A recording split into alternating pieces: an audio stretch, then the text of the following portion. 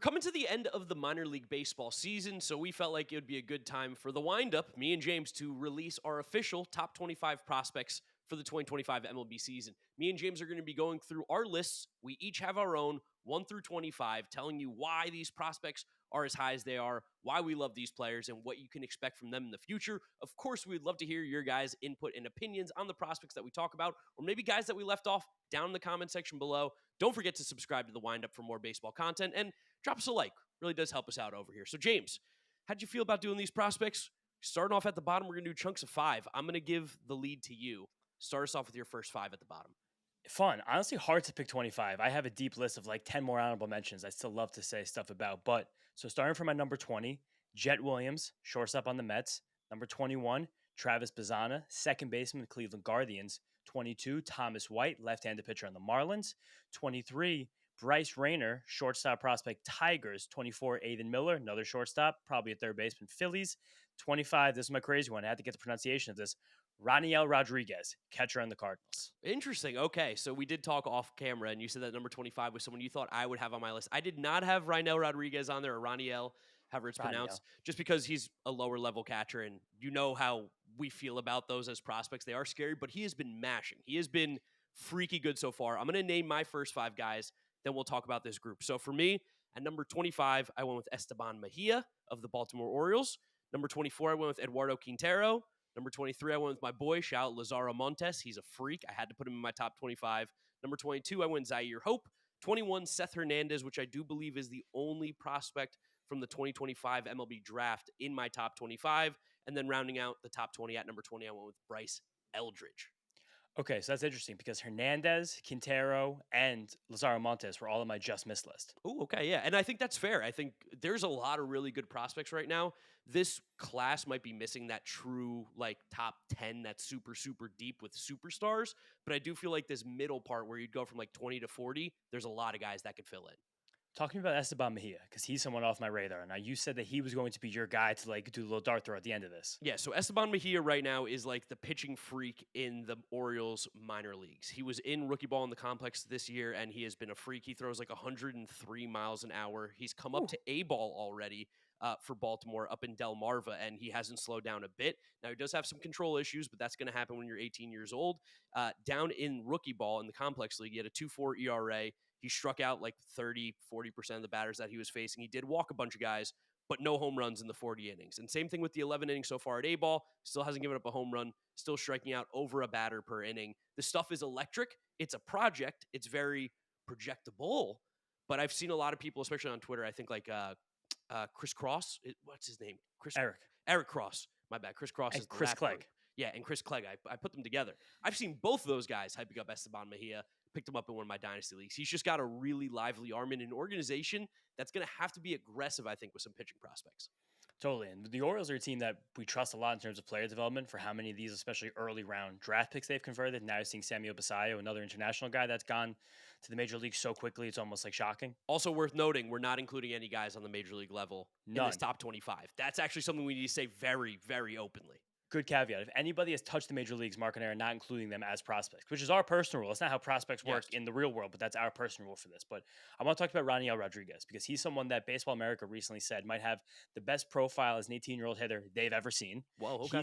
He's kind of he doesn't exactly look like the most standout guy. He's a little bit like stumpier. He's not the biggest guy in the world, and he is a catcher. And again, I almost want to tell you not even to consider the fact that he's a catcher. I almost think it doesn't matter. Like, this is that good of a hitting prospect. It reminds me of the kind of things that we were seeing and hearing about Samuel Basallo at a similar age and level. He's already had 111 mile per hour max exit velocity as an 18-year-old in A-ball, which is obscene. Really good. And 90 percentile exit velocity is also over 104 miles per hour, which again would put him on par as an 18-year-old with guys who are like 20 home run hitters in the major leagues, 15 home run hitters in the major leagues. And he has many years to grow, build on that. And on top of that, it's swing decisions that are obscene. It's contact rates in the zone that are obscene. Like, he is someone who looks like, as a hitter, could be one of the best just pure hitting prospects. He does get pulled down a little bit by, like you said, catchers at that age. He still has to prove himself as he's just got called up to high A like last week. But there's so much to build on, and what an 18-year-old just did in low A that I didn't want to keep him off this list. No, I think it's fair. I think he's like right at the absolute worst in that top 50 range. And I think for anybody who's not listed in these videos, it's usually because they're just a little bit further back. Again, Yeah. it's not to discredit anybody. Top 25 prospects in all of minor league baseball is pretty insane. Another guy that I do want to highlight too, Eduardo Quintero, who's going to be the next freak, it looks like, in the Dodgers org. He's an outfielder. He's got power. He's got speed. He feels like a real five-tool player. Someone who I think was on people's radar a little bit last year because how he performed as such a young player. I put him on your radar. I know you did. And then now that we have like exit velos and we've seen him in the minor leagues, like in America consistently, it's been really, really good. Yeah, he's someone who I think was a converted catcher, if I remember correctly. Yes. They put him in center field. Because he's that good of an athlete. Yes, and he's performing like someone who can still defensively hang in center field to the major league level. The one thing I'm just still waiting for more of that raw power to turn to game power. And I think that comes from lifting the ball, pulling the ball more, which I think he will do because he's still very young, especially to the level, and he still kind of is a wiry build. But he was like the second or third guy that just missed my list. Who else do you want to highlight from this 20 to 25 range? Because I've got, I could talk about Zaire Hope and Seth Hernandez and Eldridge, but I'm going to glaze Lazaro Montes as my last guy. So who do you have? I wanted to just quickly, Bryce Rayner. He was the only. I think he's 2024 draftee from the Tigers. By the way, he's number 19 for me, Bryce Rayner. I love. Okay, Bryce there you Rayner. go.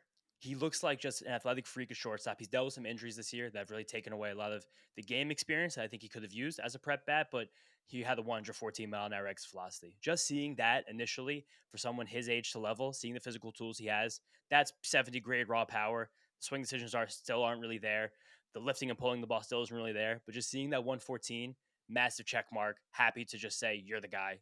Go on forward. Yeah, I remember in the draft back in 2024, seeing his swing. He just reminded me a lot of Corey Seager at the plate as a young prospect, and that's something where it's like that's a pretty good comp. I think if you're a player and you have a left-handed hitting shortstop like the Tigers do with Bryce Rayner, comping him to Corey Seager, you'd be thrilled as a Tigers fan, thrilled as a Tiger exec, and I do think that's kind of where he comps out offensively.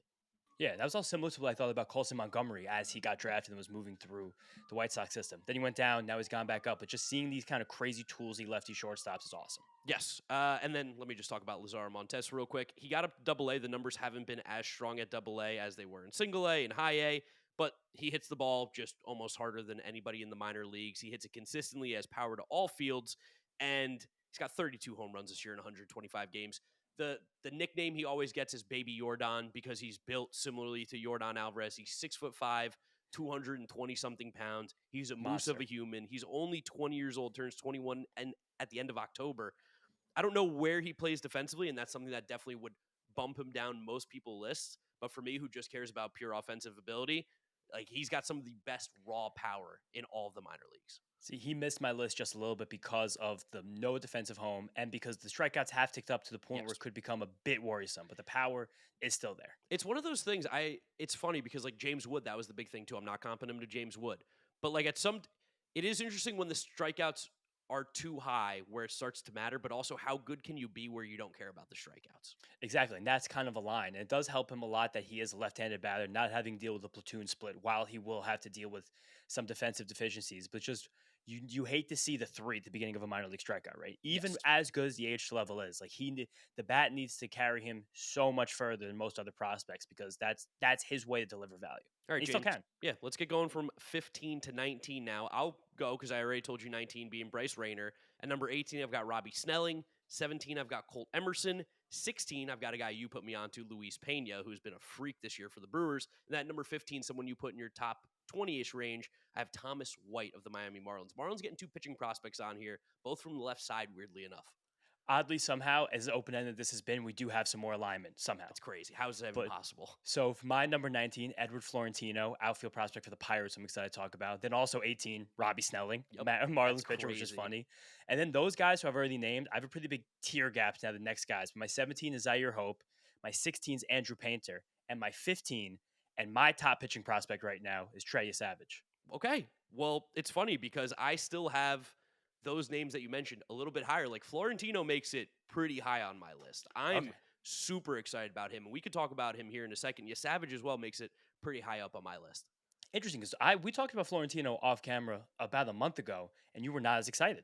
I didn't know anything about him. When you mentioned him, that was like the first I had heard about this guy. To be fair, I'm not usually too hip to the complex leagues or the Dominican Summer League stuff because they are still so far away. But then when you see Edward Florentino, who's like 6'4" and 200 pounds at the age of 18 and he runs and he hits, and now he's been called up to A ball and he's still mashing, that opens my eyes.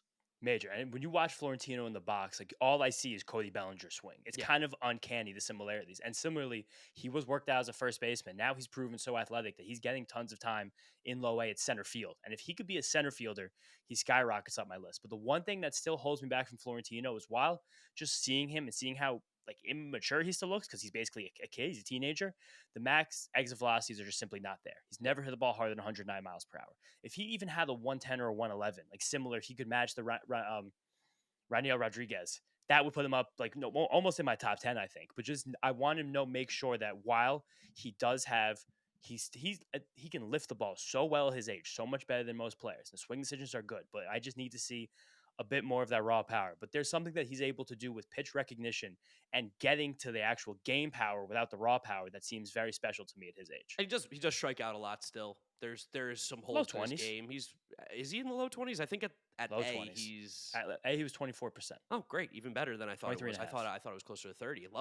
I even feel better about where I put him in my rankings, which we'll mention in a second. But yeah, I do love the Cody Bellinger swing comp there. I totally see that. Bellinger's been an awesome player at the major league level for basically his entire career. I'm a huge Edward Florentino fan now, seeing what we have. And you did mention the exit velos. I do think it's worthy to note, though, to those listening, the projectable size, the exit velos Yeah. should come as he puts on more weight. Because Definitely. I think also at 18, hitting a ball 109, pretty damn impressive, right, in of its own. Well, also at the same time, that probably is a bit of an admission that there's not high end bat speed there, you know? Maybe. We also know it's the Probably. Pirates, and we haven't really seen true hitting development out of the Pirates. Kind of. I don't know who your number one guy is, but mine's on the Pirates. Mine is too. I think that's the obvious one. But I think that was like anybody who like closed their eyes and was like, that guy. You would have picked Connor Griffin at number one no matter what. Definitely. Let's do a little Robbie Snelling, Thomas White talk because it's odd that one organization will have two lefty pitchers in the upper minors at the same time. They're both this good and both this high on the list. Why did you have White over Snelling? I just like his stuff a little bit more. Robbie Snelling is a little more, I don't want to say like over the top, but I think the way that I like to talk about Robbie Snelling as a pitcher is he feels muscly. Does that make sense? Yeah, Like high school football player. He's got great shoulders, Robbie Snelling. Where Football player. Yeah, I know he was a great football player. I think he was going to go play in college, like as a possibility, or he's a 3-star college football recruit. Thomas White feels more like of like a sexy left-handed pitcher where like things are smooth, things are crafty. Like he's able to hit the spots a little bit better, I feel like, than Robbie Snelling. I feel like the pitches look a little bit prettier than Robbie Snelling's. This is simply a vibe and a feel thing. I also really, really like Thomas White coming out of the draft. I think he's a Northeast kid out of like somewhere in Massachusetts, Thomas White. Andover. He went to high school in Andover. I don't know where that is, but that's all I got there. But so Thomas White also just got the call up to AAA, where Robbie Snelling is right now. But Snelling coming over last year in the trade, I think it was the Jason Adam, Tanner Scott trade from the Padres, if I remember correctly, because they made those double trades. Yes, I always get them confused. I think that was it. Yeah, because he couldn't have been Luis Rise. Luis Rise was That was early. That was Jacob Marcy. But Snelling has been so impressive in AAA to the point where he kind of fell off most top 100 lists over the last year because it just wasn't that exciting. He didn't add the velocity that people thought he was going to add as muscly as he looked, like you said so eloquently. But the way that he's been able to mix his four pitches with pristine command in AAA, and he's on a stretch right now in AAA where he is having every single start, 6 innings, 7 innings, 10 strikeouts, 11 strikeouts, 12 strikeouts. I think he had a 9 or 10 straight quality start streak in AAA. And they weren't like by the skin of his teeth quality starts. Like these were mowing guys down. He had a 7-inning complete game a couple weeks ago with 13 strikeouts. Like he's decimating people. He's got the fastball up over 95 miles an hour, which doesn't seem like elite velocity, but for lefties compared to righties, it is. The righty average fastball velocity in the major leagues is 95. The lefty's only 93. And the fact that he can do curveball, slider, changeup, that's such a big thing for the lefties coming up with not, I won't say full mastery, and I don't think any of those pitches are necessarily standout pitches on their own, but he's found incredible command since coming to the Marlins organization. I don't know what they've done with his mechanics, his repeatability, but he puts every single pitch exactly where he wants it now. And the fact that he could do that fastball, curveball, changeup against the righties, I just don't see a hole in a pitcher that didn't seem that exciting even 6-8 months ago. No, he wasn't at all. He felt, like you said, off of a lot of people's radars. But shout out to Peter Bendix and the Marlins. They've been doing some good things down there. Definitely a lot better than they previously had been. And still like White a lot. I think White's awesome. I think this is not these two are the two best left-handed pitching prospects in baseball, along with Gage Jump of the Athletics, who also just missed my list. But White is more of like He to me is the He's the opposite. lanky guy. I like lanky guys. He's, yeah, he's lanky, he's smoother, he's a little more fluid. But I'm almost like shocked that he's gone this quickly, which is definitely a testament to him. But I still want to see more change up consistency from him because he's destroying these right-handed hitters in the upper minors with the slider that he can Yes. command decently well. But I do need to It's so horizontal, his slider. it goes across the entire nation to sweep so far. But I do just want to see when he gets to face the real righties if he gets to the majors next year. Because I think Snelling is like an opening day roster guy already for the Marlins. Yeah, I And I think think he has to be on opening day for them. and I think White we probably see May, June, July. But Yep. I want to make sure that he has that consistency of another pitch that I know can get the right-handed batters out. And again, if we don't go in depth on somebody, we might be talking about them a little bit later. We still got Definitely. 15 more players to talk about, and at the end, we'll clean up any ends that we left hanging for you a little bit. So let's keep going here. Let's get to number 14, James. Give me 14 through 10 for us right now on your list. Got it. So I had all my pitchers again stacked in the back, but I think you might have some of these guys pushed up further. So we'll talk about them a little bit later. But my 14 through 10, 14, Jose Brasueño on the Okay. Tigers, catcher, first base kind of thing. Another more of a positionless guy with a crazy bat. 13, Colt Emerson, Mariners. 12, Josue DePaula, two Josue's in my 14 to 10 range. 11, my guy Luis Pena, and then 10, Max Clark. Okay, yeah. I mean, you always should stack your Joe's ways. We know that. Have to. Briseño missed out on my list. Similarly, man without a position. He is a ridiculously good hitter, though. He is someone Crazy. where I'm like, he's a scary good hitter. Like, where the hell did this guy come from? At 20 years old in high A, he had 15 homers in 55 games and many more walks and strikeouts. Yeah, I think he was very much on the borderline for me at number 25. Similarly, I have a catchers have hurt me too many times as a prospect guy. So I get worried until I actually see it. Francisco Alvarez, I love him, but he's even hurt me a little bit. So I definitely have a little PTSD. My 14 through 10. At number 14, I went Andrew Painter. At number 13, I went with my highest pitching prospect in baseball as well, Trey Savage. At number Nice. 13, number 12, I went Travis Bazzana. 11, Josue DePaula. 10, Edward Florentino.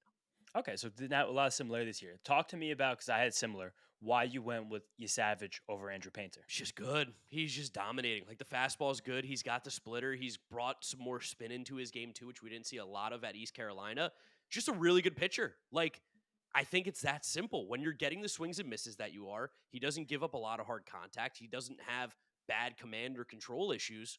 Just feels like he's probably something that we've talked about as Mets fans, where we're like, we need Tong and McClain up. He's probably one of the best 6 starting pitchers in the Toronto Blue Jays organization. Oh, almost definitely. And again, he had the super out pitch where he had this splitter. And that worked so well because he was able to get great vertical action on his fastball and hide it super well. And the vertical separation of those two pitches makes them sensational. And now the Blue Jays have helped him add, like you said, some spin. And like a little color, tight slider thing that's been the bridge pitch between those. So it's just one more thing for hitters to try and pick up and likely fail when they're seeing him pitching. It's just he's so weird too. And we've learned over the last few years with these pitching prospects and pitchers in general that weird is good. If you can do Uniqueness. something, yeah, if you can do something that other guys can't do or don't have, it really helps you move up a spot. And that's why, again, I also love you, Savage. But this isn't defamatory about Andrew Painter. No. I just think Andrew Painter, just a year off Tommy John, I think a lot of people assume that he would like get right back to being like the lockdown guy he was. It's hard. It's difficult surgery, especially for things like command and spin, like Painter can do so well.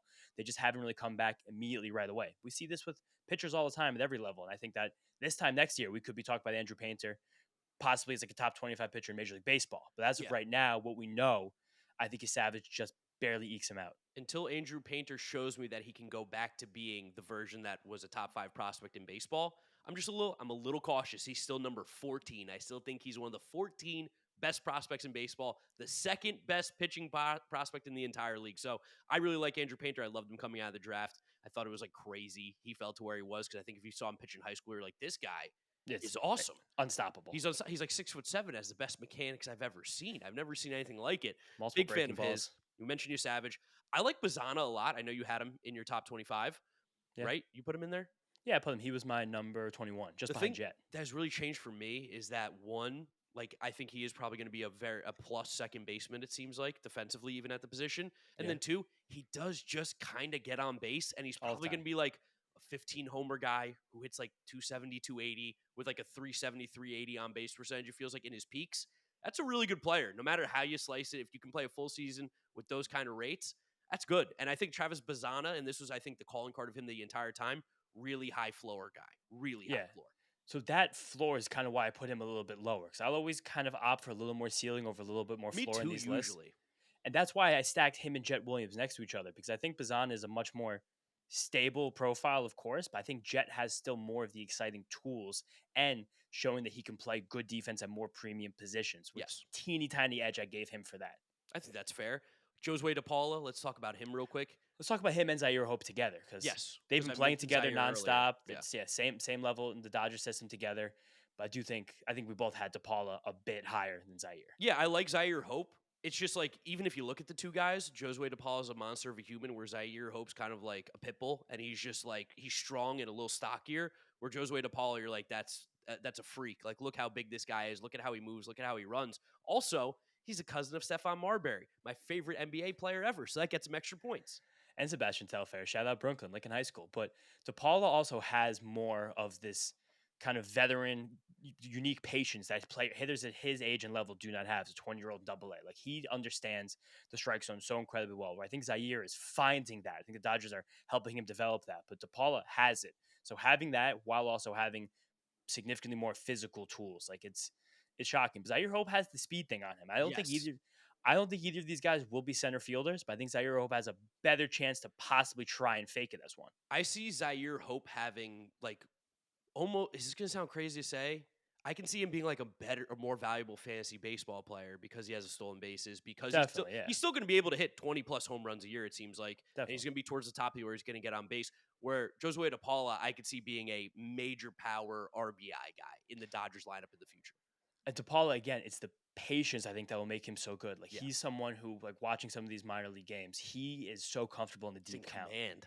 I think that's a really important distinction for players again at that age and that level. Like as a 20-year-old in Double A, like he's so comfortable against pitchers that are all going to be older than him, much more advanced than any pitchers he's faced before. But he's comfortable in strike one, he's comfortable in strike two. There's not really a spot that you can really necessarily beat him. And we saw him have kind of the moment in the Futures game, smacking that home run. I was like, okay, now I'm seeing something there too. And something else very cool about these guys is that they're both left-handed hitters. Yep. We love these left-handed hitters coming up. They're not premium defensive players because neither of these guys are. Zaire Hope, again, better than DePaula, but still not very good. And again, I think they're both. I think there's an announcement they're both going to Double A. They I are. don't Yeah, think, they haven't played yet. We haven't seen them play there yet. So again, it's cool too to see an organization like the Dodgers that's so elite, top down. When you have these guys going up together, building their relationship together, like being like, we're the guys, like we're going to be next up. Like same with Quintero, step behind them. Like it's a cool thing to bring up position groups together. And some other guys we're going to talk about soon. Another team, the Tigers, do same thing. Hate the Dodgers so much. They've got like 3 guys in my top 25. I mean, it's ridiculous, and they're all Yeah, outfielders. No, actually, who do you want to go next year? All right. I mean, I guess we should just go 9 to 6, because then we can leave the top 5 as like its own thing. We should talk about Luis Pena because we've both mentioned him already. Oh, yeah, that's true. I forgot that you mentioned Luis Pena. I thought you had him inside your top 10. Yeah, Just missed. he's your guy. I'm going to hand it off to you because I did not know about Luis Pena. You told me about him, picked him up instantly in Dynasty, and now he's like one of the most coveted assets in terms of prospects. It's obscene because I feel like, loses a lot of shine because of someone I'm sure we're both going to have very high on our list, Jesus Made, because he just kind of did everything in the same system the Brewers 6 months ahead of Luis Pena. Luis Pena is big. He's so big that he might lose the shortstop at some point. It seems like his home is probably going to wind up being third base, which kept him off of my radar. And he's less of just a freak than Made is, which again pushes him outside the top 10. But it's just, there's so much contact. He lifts the ball so much better, so much easier than Made too at a similar age and level, which I think is interesting. He to me looks like such an absolute rock solid major league hitter, plus hitter, and someone that can. He's still a great athlete. If he does wind up on third base, play that position incredibly well. I also think it's really important too. Like, you never want to look at stats too much because they don't always tell the entire story. But when him and Made both got the promotion up to high A, Made continued to play really well. Pena did struggle. He has played 25 games of not being particularly well at the level. It doesn't mean anything about him as a prospect. Doesn't change how I feel. It's just that's what makes Jesus Made so special, and I'm assuming in both of our top 5s. But Pena really is such a talented player with the potential power and speed that he has. To be just absolutely obscenely crazy. So did you have Emerson and Max Clark a little bit higher on your list before we head to top 10s? I had Max Clark higher on my list. I had Cole Emerson at number 17. He's a guy to me that I think is a very, very good player. This is going to be like super, I don't know, lame take. I don't get excited. There's nothing that excites me about Colt Emerson. I just look at him and go, he's probably going to be pretty good. But solid. Like, this doesn't seem like there's going to be a hole. And it seems like the whole problem with Colt Emerson for me is that I've been waiting for the more power. More power. And I think that's a big conversation too with prospect stuff is sometimes, like, he's down further than when I would have had him a year ago because I've been waiting for the power. Is that a bad thing, or is it good that he just continues to play well? Probably a little bit of both, but also he's someone who, again, when these kids get drafted out of high school, emphasis on that word, kids, High school. like sometimes it does take a little bit of time. Like think about the physical development you did as a person for between 17 and 20. I mean, that But you're, wasn't much, but yeah, but your body changes a lot. Like a lot of things happen there. Then lastly, did Jet Williams miss your list entirely? Jet Williams is not on my list. Was he close? No, I did not Okay, consider Jet a top 25 guy. I love Jet, interesting. just not a top 25 guy for me. I would say Jet is in my top 35, but he was a good 10 away from making it in here. Okay, so what's the reason for that? Just still waiting on the power? Same thing. Still just waiting on the power. Just I like other guys better, truthfully. Could be a short guy thing, but I just like other guys better. Yeah, for me, just knowing his swing decisions and athleticism, like that to me was like the floor guy. Where I'm I've like, also I've got my Mets bias coming. Don't you worry, it's gonna okay, sneak into here. I'm ready for that. But Jet to me is such an obvious Major League Baseball player. So I to agree. me, it's just like it's going to happen. So a guy like that, I want to keep in my top 25. Cool. Yeah, no, I don't disagree with it. Just wasn't on there for me. Is it now time to start cracking into our top 10? I think it is. All right. So number 9, I went Sebastian Walcott. Number 8, I went Leo Dallas DeVries. Mhm. Number 7, I went Max Clark. And number 6, I went with a personal favorite of mine, Walker Jenkins. Okay, so I similar but a little bit different. My 9 was Leo DeVries. My 8, I'm waiting for your Mets bias, was Carson Bench. Okay. My 7, interesting that you have this guy I think much higher, is JJ Weatherholt. And my 6 was Bryce Eldridge. So Yes. again, similar guys. My 10 was Max Clark. Similar guys, different spots. Yeah, Eldridge Same is the tier. only one that we've really big time disagreed on because I had Eldridge at 20. He's just looked not good at AAA this year. And I think that there's something to note there for a guy who did have swing and miss issues, was always going to be like a kind of boomer bust hitter, it felt like at some point. I still think he's very good. I mean, I had him at 20. I think he's a top 20 prospect. I am a little bit concerned at like the fact that he's like not even really getting on base that well at AAA. He's still so young, but when I want to see like my top 5, 6 prospects in the league, I need to see you be dominating AAA. I can't see you struggling there. For me, though, being there at 20, Sure. I hold that way less against him because I still see the high end exit velocities. And again, while it's a lot of swing and miss, he still is pretty aware of the pitches to swing at. And I see, for me, Sure. it's like, I feel like maybe I'm getting a little bit of Nick Kurtz fever, where I think 2 think you years might be. ago, I never would have ranked a guy like Bryce Eldridge this high on one of my lists. But just seeing Where would you have put James Wood though 2 years ago? Or is that from me chirping in your ear about how Oh much yeah, no, I loved 100%. him I for mean, years? again, but that's also a big thing for me. Like seeing these exit Yes. velocities, I'm like, yeah, boom. Like I know you're going to have major league power. We just have to iron these things out. And especially for him as an athlete, like he can do things at first base that other guys probably can't. I don't I know mean, how good of he a was defense. considered to be a two-way player when they drafted him. That's another thing that already being a AAA 20 years old, only full time hitting for a little while now. Like the offensive projection to me feels like a foregone conclusion. So the fact that he's just there, they've seen him be there, seeing what he was able to do in Double A, wasn't even fair when he was facing those pitchers. Still with a lot of swing and miss, but just gargantuan power. I see this guy as such an absolute rock solid major league hitter, more so than those other guys on this list just behind him in the top 10 that I give him the benefit of the doubt for that. And what's funny is I picked a lot of those guys because I see them as more complete players than I do Okay. with Bryce Eldridge. So I think you're going to have Walcott a little bit higher because you didn't mention him there. I think similarly, why I bumped him down a little bit, he's still incredibly young. He's 18, 19 years old in Double A this year. Yeah. He's been hot of late, which is good. That means he's starting to make adjustments, and that's big for a young player. But the beginning of the season, exit velos are awesome. The production's been pretty poor at that level. Very difficult. And I should say this, poor to the standards that he had previously had at other levels. He still has an OPS at like 750 on the year as an 18-year-old in Double A, way younger than everybody else. That's awesome. That's why he's in the top 10 for me. I just did have to bump him down a little bit, along with the fact that doesn't look like he's going to be able to play shortstop. I feel like he is going to be able to play a little bit more shortstop. I don't know. I see things where it's like he's a I don't little think he's rigid at the position.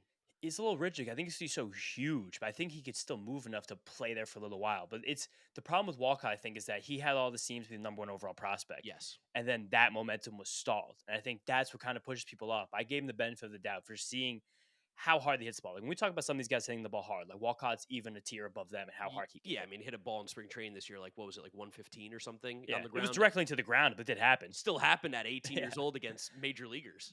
Because he was inside my top 5. I think that to me is like just the reminding of everybody who this guy is and what he could be. The fact that he didn't go like completely like lightning bolt to the major leagues, that shouldn't fully take away of the potential he clearly still has. Leo Dallas DeVries, both in our top 7 or Tens. 10 He was area. my 9. Yeah, he's slowed down a little bit since moving to Sacramento, but it's similarly. I take it with a grain of salt. He's still El Mutante. He's still a freak. When you get that nickname, when you get that moniker, when you have that hype, I just tend to believe everybody. And from what we've seen, the exit velos are good. Shortstop is a little bit shakier, I think, than we originally thought it was going to Yes. be. But he's also a baby as well. He's barely 18. And already in Double A, Yeah. which is again, it's obscene how he's doing age to level. Talk to me about Max Clark for a little bit though, because that was someone that I know you were a little lower on the past, and we've both put him inside our top tens. Yeah, he's got way better plate discipline than I ever thought he was going to. I get nervous about guys who Perfect. come from that area of the country out of high school. Like Max Clark played high school baseball in Indiana. There's like 3 major league players ever from the state of Indiana. It is not a baseball hotbed, and that sucks because you're probably missing out on a lot of really good talent because people have this preconceived bias. That's why Mike Trout fell in the draft to where he fell because he was from New Jersey. So I was worried about what would happen when he was around people that were of similar skill level, perceptive wise, to where he was. And he's dominated. He plays center field spotless. He's an Yeah. incredible athlete. He gets on base a ton. The patience, like I mentioned, was something I'm really Oh yeah. excited about. And the exit velos are good enough for me where he's going to be a major league center fielder with like gold glove upside defense and can probably hit about 20 home runs a year. Yeah, absolutely. In terms of like floor for a major It's league, one of the highest. we think we'll get to like potentially even like a 5-win season. Yeah. Like he's staring that right in the face. Like he's kind of what Pete Crow Armstrong is. Not as good defender because Pete Crow is probably the best center field defender. He's a much more patient hitter than PCA ever has been. Much more floor in his hitting ability because Yes. PCA he went ballistic this year, showed everyone like that 30-30, 35-35 ceiling. But Max Clark will kind of just be like, he'll chip away at you at bat after at Yes. bat, which over the course of a major league career, I probably prefer a little bit. And finding that absolute spotless eye that he has now and knowing how much of a baseball rat he is. He is a rat. Seeing how in the weeds he is on baseball Twitter, interacting with people, like talking about describing his own at bats, the way he's selecting his pitches. Like he is obsessed and addicted to baseball. And this similar to you. I love when these prospects rise quickly from those cold weather states. Yep. Because you just don't play that much baseball when you're in those places. Like yeah, that's the flip side of it is that when you start playing, you could actually really get even more out of these guys. Like think about how much more baseball Josue DePaul has played than Max Clark. Years worth of baseball. Literally, but that's also now is happening over and over again. And then this kind of burgeoning trio that the Tigers have with Max Clark, Josue Briseño, and someone else I'm going to mention, be really excited about talking about in a little bit, Kevin McGonigal. Those guys moving as a trio and destroying baseballs at the same level everywhere they go. That's a cool thing, especially for an organization, the Tigers, that seems like they're hitting a new stride in player development lately. Yeah, they're doing a really, really good job. And then Walker Jenkins, did you have him on your top 25? Oh, yeah. Okay. Inside my top 5. Cool. I didn't hear you say his name, so I got a little bit worried for a second. I was going to have to yell at you. Absolutely not. We'll talk about him more when we get inside the top 5. So the last name we haven't mentioned here is JJ Weatherholt inside your top 5. He's number 5 for me. Okay, so perfect. Let's give me your top 5. All right. So coming in at number 5, JJ Weatherholt. Coming in at number 4, here it is, Carson Benj. Number 3, Jesus Made. Number 2, Kevin McGonigal. Number 1, Connor Griffin. Okay, so very similar. My number 5 was Walker Jenkins. My 4 was Sebastian Walcott. My 3 was Jesus Made. 2, Kevin McGonigal. And number 1, Connor Griffin. I do think those 3 right there are the definitive 1, 2, 3. You can't move them. I think you could theoretically change the positioning of those 3 inside there. Only of McGonigal and Made. Okay. Yeah. I mean, Connor Griffin, I think, is the clear number 1. I don't think there's a debate there. I don't think it's close. So do we want to just talk about him real quick because he's the clear and obvious number 1? Yeah, let's do that. Then we've got some good Carson Benj discussions and everything else going on. So Connor Griffin is by far the best prospect in minor league baseball. We are talking about a guy who is going to be like a multiple-time All-Star, competing for MVP type player. I think not similar kind of player, but I think similar type of hype that we saw from like Julio Rodriguez when he was coming up, where it was like, this could be a guy that could alter a franchise. I think more hype than Julio Rodriguez. I know Julio Rodriguez had a lot, but Connor Griffin is so good. Incredible. Connor Griffin almost looks like he can go pro in multiple sports. The way he's built is like crazy. He's 6'4", 225. I remember seeing his high school tape back in the 2024 draft, and I'm like, similarly, I'm like, this guy's not the number 1 pick. Like, are we kind of forgetting the point of this entire thing? He does everything you'd ever want of a baseball player. Hit ball hard, run fast, throw hard. I don't know what else you want. He could be one of the greatest tight ends in NFL history. Like the way he moves. Like he's an absolute dude. He might freak. be Put him at wide receiver. That's like Calvin Johnson size. I think it was like Cal Johnson like 6'6", but Six six. Wow. yeah, I think Hunter Griffin's missing maybe 1 inch to be an elite wide receiver. But Yeah. you stick him on the line tight end the way he can block because he's 225, like that could be a ball player. But we were talking about how great the exit velocities were, and the guys like Raniel Rodriguez at 111 at 18 years old. We're gonna talk about Jesus Made in a second. Connor Griffin had a 114 at 18 years old. Yeah. It's silly, it's obscene. Like he's going to walk into the major leagues and be one of the most physically impressive players there is. Like he's gotten so fast that there was thoughts that he could have gotten a look at the end of this season at the major league level after just got drafted out of high school last year. He's definitely going to be in the major leagues next season. He's been in Double A for a few weeks. He has 1,000 OPS as a 19-year-old. Like it is absolutely ridiculous how much he's been able to do in such a short period of time, and how much he's kind of just flipped the script on every single prospect list, being this again defiantly number one guy. Full season stats for Connor Griffin on the year: 117 games between A ball, high A, and double A. 20 homers, 23 doubles, 90 RBIs, 65 stolen bases, a 330 batting average, 416 on base, 526 slugging, and a 945 OPS. Sign me the fuck up. He has got every level he's gone up to, his OPS has improved. Like, what? What are we talking about? Doesn't make any sense. And again, he, even apart from the 114 max exit velocity, we're seeing consistent 111, 110, like over and over again. All of the batted balls are just smacked. He also Let me open up the well, actually finish what you're going to say first, and then I'll say something funny. he's such a freak athlete that they're even trying him at center field because he's good enough at shortstop. Like, let's see what else you could do. And there was a big thing that people kind of take shots at the Pirates all the time. He made a big swing change ahead of this season. That's how he's kind of taken himself to the next level. And that's the whole thing. Yes. So I got Connor Griffin in Dynasty Fantasy Baseball for the third mention this year. I made a trade of Jack Flaherty, Zach Gallen, and I believe like a kind of whatever prospect for Connor Griffin and Marcelo Meyer. Thoughts on that? Tell me one more time. I trade away Jack Flaherty, Zach Gallen, and I believe a lower level prospect. I can get you the exact name that was involved for Connor Griffin and Marcelo Meyer.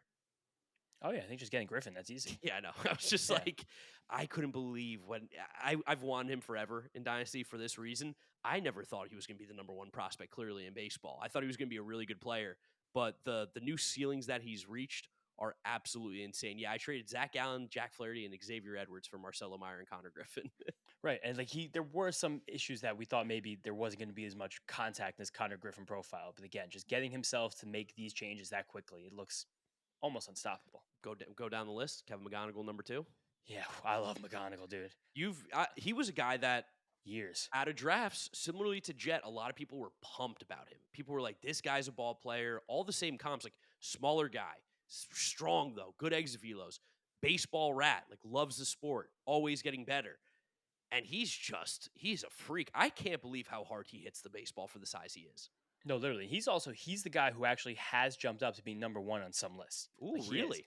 Right now, he's the Fangraphs number one overall prospect. I think our guy TJ Stats has him as number one overall prospect. I think our guy Aram too. Will say Just Baseball. He's in AAA and he's mashing. So I think that's fine. Again, I still go Connor Griffin because of ceiling, but I think if you want to put the guy in AAA who's like similar age and hitting better at AAA than this guy is at AA, I'm cool with that. McGonigal hasn't played the game AAA. Is he just there? Oh, I thought he has been at AAA. Really? I know the AA season's over though, so I think they're going to the playoffs. Maybe they just want those guys again, that trio, to finish the season together in a playoff run. But what he did at AA was insane. He had so many more walks and strikeouts in the 40 games that he played AA. Just to get the exact numbers, it was 31 walks and 22 strikeouts in 40 games. And that is with 1,000 OPS. He had a 400 batting average through a big chunk of the season on high A. The hit tool is something I have loved about McGonigal too. He hasn't done that as consistently at AA. It seems like maybe it's like it's movement to try and hit for as much power as you can, but the way he can control his bat around the strike zone is sensational. The way I've seen him barrel up balls that are up and in, high and outside, like down below the zone, like it's the way that he's able to spot his barrel is obscene, and something that kind of helps him that he's a smaller guy at only 5'10", while also still having the 112 max exit velocity, which is not a joke whatsoever. Like it's also probably a guy that if you want him to hang at shortstop, he'll never be an elite defensive shortstop. No. He could be an elite defensive second baseman and a passable defensive shortstop. But this is all still just kind of conjecture because of how good of a hitter I expect him to be. Okay, yeah. No, you're right. No AAA. I think I saw the exit velo stuff and just assumed because we had public exit velo that we were talking about AAA players. But yeah, Kevin McGonigal is phenomenal. I think, again, me and you both having him in our top 2. We knew 1, 2. And now to talk about number 3, Jesus Made, we briefly talked about him when we were talking about Luis Pena.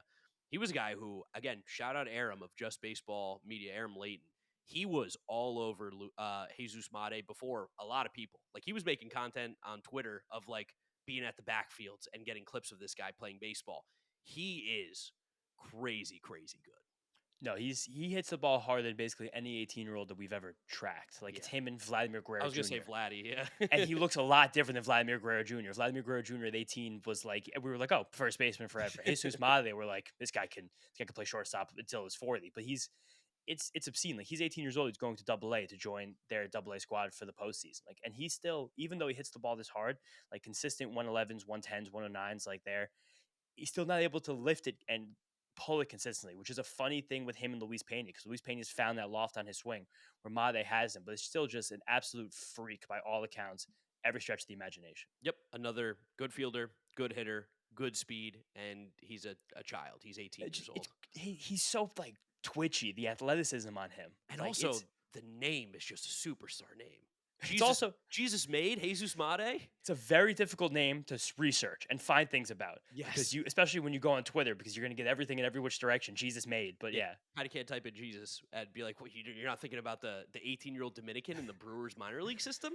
No, but it's like the fact that also on top of all this, like I see a guy who can compete for Gold Glove awards, hit 20, Yes. 25 homers, if things break right 30, and like truthfully steal 40 or 50 bases. Yep. While maintaining a batting average that's probably in the upper echelon of the league, like 280s, 290s. If like, it's insane how few holes that he has as an 18-year-old who's about to start playing baseball in the upper minors. 3 more guys to talk about here. Carson Bench, JJ Weatherholt, Walker Jenkins. Where do you want to go?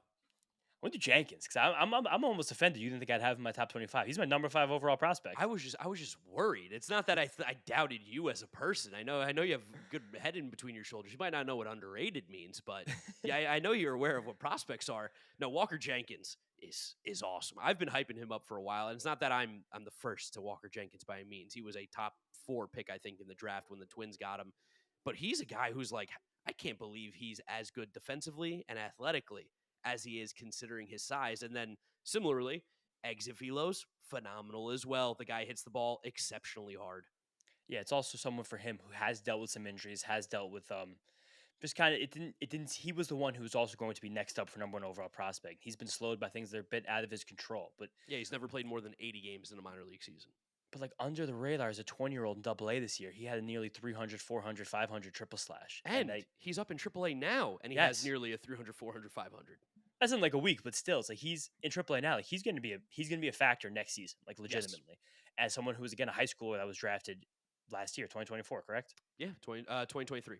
2023, right? But big fan of draft nick Mark as well, so that's extra points. Way extra points there. It's just he in terms of a prospect that can hit, it's hard to put him outside my top 5 right now. Yeah, no. I just slightly went JJ Weatherholt because talk about why. The way he's hitting this year, I think he's a dynamite shortstop. I think he can play that position. It's going to be weird because he won't play there because they have Mason Wynn, who's phenomenal defensively.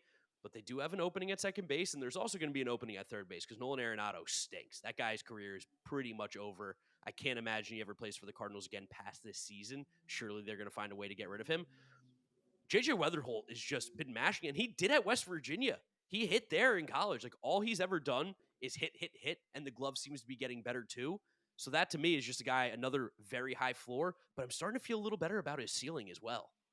Where do you feel about a guy like Weatherholt, though, who doesn't have these complete top-end elite exit velocities? Also a guy that doesn't pull the ball that much. Okay, the difference between, I'm just going to talk offensively here, because obviously defensively they're not the same. But Lindor never really had great exit velos. That's true. He still doesn't. Still doesn't. That's kind of where I can see like a ceiling offensively, is like a Lindor type player who is extremely valuable. Now, that being said, Lindor is obviously way better than JJ Weatherholt has ever been defensively. But that's not a detriment to JJ Weatherholt. That's because Lindor is just a fucking beast at the position.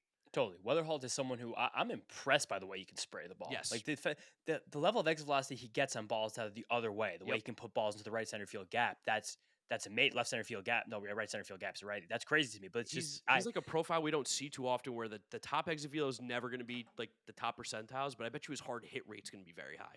Oh, definitely, especially as a spray guy. But he's someone who also, we've seen guys with that same pedigree, that same kind of production, struggle when they first get to the next level. Yes. Major league pitching will be a huge adjustment for JJ Weatherholt as someone who lets the ball travel a little bit. Because that's kind of when I see you guys as a spray hitter, as someone who to me conceptually is letting the ball travel. Does that mean the bat speed is super elite? Does that mean the pitch recognition is super elite? There's something that he's able to get away with at these lower levels that you will not be able to get away with at the major leagues. I'm very curious next year when he's a Major League Baseball player, probably an opening day for the Cardinals. I'm excited to see the adjustment that he makes and what happens. Because to me, it feels more like he's better than this guy, but Colt Keith. Kind of similar Okay. upper minors production. Again, Weatherholt's a much better athlete. He's a much better defender. He does hit the ball Sure. a bit Yeah. harder. But there is something about that level of approach where guys kind of hit a wall. They can hit a wall. It's possible that they hit a wall at the major league level. So we'll see. Because the one thing that Lindor he was more of a pull guy.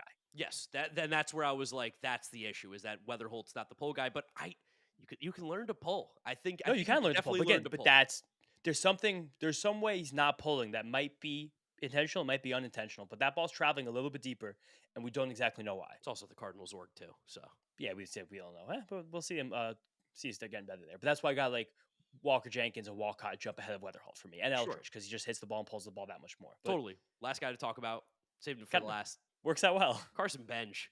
He's so good. Oh my crazy. God. Like I actually thought for sure he was going to be in your top 5 just from conversations that we've had on Mets Up and otherwise. Plays money defense in center field. Exit velos are great. Pulls the ball more than we expected. Hits home runs. Gets on base. Cannon of an arm. It's a 5-tool player. That simple. Yeah, it's just literally the only thing that stopped me was that there were 2 not so good weeks in AAA. Sure. And as a college guy, he's 22. If he would have gone to AAA in the first 2 weeks like unstoppable, then yes, easily right there for me. Honestly, if he would have done that, he'd probably be in the Mets right now. If we're truthful about the way how aggressive the Mets have been and how much we've heard about the chances of Carson Bench being the opening day center fielder next year. But with all that, swing decisions are great, exit velocities are great. He keeps dominating as he goes. There's just seems to be a little bit more of like all the parts make him much more whole than these crazy toolsy things that we're seeing from some of these other guys. But with that being said, I think there's more projection on him. He was a two-way player in college. Yes. He's gotten this much better offensively and defensively so quickly. It seems like the Mets have really figured something out with their development of Carson Bench. Yeah, no, I'm really excited about the future of Benj, and I think Drew Gilbert owes him some mistakes because if Carson Benj wasn't so good, Drew Gilbert would still be on the Mets, hanging out in Syracuse rather than playing every single day for the Giants and pushing the Mets for a playoff spot. So yeah, that's one weird thing of one coincidence or consequence of Carson Benj being so damn good. Yeah, just drafting too well the last few years. I just want to mention also briefly a few honorable mention names I had just missed my list. Harlan Susana throws 102 miles an hour in the Nationals. Can't stay healthy. You love a tool. Love a tool. I mentioned Gage Jump before. He's probably one of the biggest pitching risers this season. Yes. He's got that crazy low slot, high ride fastball in the A's organization going nuts. There's someone else I just want to mention. He wasn't close to my list, but I know that in terms of floor, he would be. George Lombard in the Yankees. I don't know if he can hit. I know he has raw power, but doesn't translate whatsoever. But defensively, he's a monster shortstop defensively. I know he has that, no doubt. Good fielding. Not much hitting. Where have I heard this before for a Yankee shortstop? Good question. Another one, Jackson Wiggins. You have the Jackson Wiggins on the Cubs? I've heard his name. I don't know too much about him. Came off of Tommy John last year, has rediscovered the control. Another one of these just zippy fastballs I love so much. And then Cubs find the way to draft like the whitest names ever. Yeah, Jackson with an X, of course. Yeah, of course. Jackson Cade. Then some other guys, Noah Schultz has been up and down, but I still love the stuff. And then some of these draftees this year are very interesting to me. Cade Anderson is very interesting. I agree. I want to see more from these guys. The only reason Seth Hernandez was there is because he throws 102 miles an hour with a wipeout breaking ball. And Cade Anderson's fun because we know that the Mariners continue to draft pitchers like Cade Anderson, and they're able to add velocity to them. The only thing I would have said that Cade Anderson didn't have was top end velocity. Like if he can go from 92, 93 to 94, 95, touch 96 now, be one of the best pitching prospects in baseball. He'll easily be a top 25 guy this time next year. But yeah, I want to mention him. Would love to know what you guys think about our list down in the comment section below. Remember, subscribe to the Windup for more baseball content. That's all we got for you guys. Thank you for watching. We'll catch you all in the next one. Peace out.